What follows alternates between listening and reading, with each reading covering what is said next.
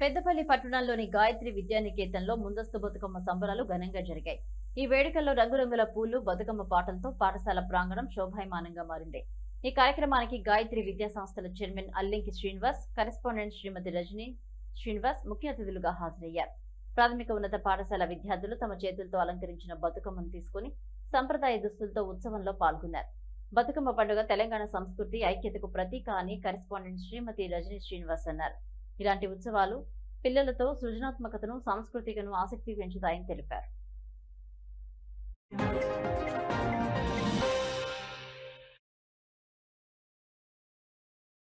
గాయత్రి విద్యానికేతన్లో ముందస్తుగా ఎంగిల్పూల బతుకమ్మ సంబరాలను నిర్వహించుకోవడం జరిగింది.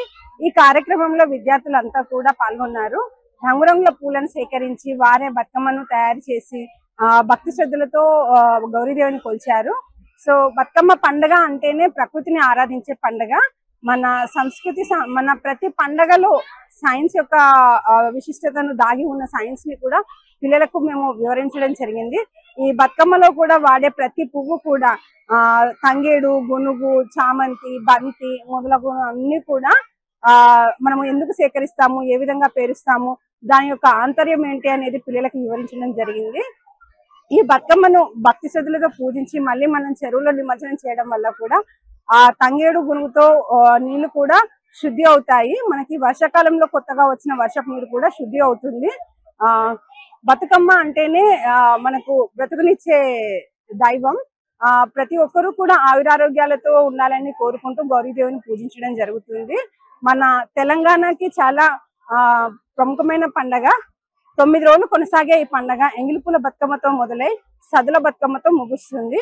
ప్రతి ఒక్క ఆడపిల్ల ఎంతో ఇష్టంగా చేసుకునే పండగ ఇది. ప్రతి ఒక్కరూ కూడా ఎక్కడున్నా కూడా అంటే వాళ్ళ అమ్మ వాళ్ళ ఇంటికి వెళ్ళడం కానీ, ఎక్కడ ఉన్నా కూడా చాలా ఆనందంగా వాళ్ళ చుట్టూ ఉన్న ప్రజలందరితో కలిసి చేసుకుంటారు.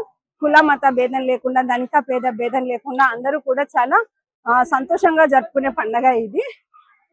ఈ బతుకమ్మ వేడుకను ఈరోజు మా గాయత్రి విద్యానికేతన్లో జరుపుకోవడం మాకు చాలా ఆనందంగా ఉంది. గౌరీదేవి ఆశీస్సులతో పాటు అందరికీ బతుకమ్మ పండుగ శుభాకాంక్షలు.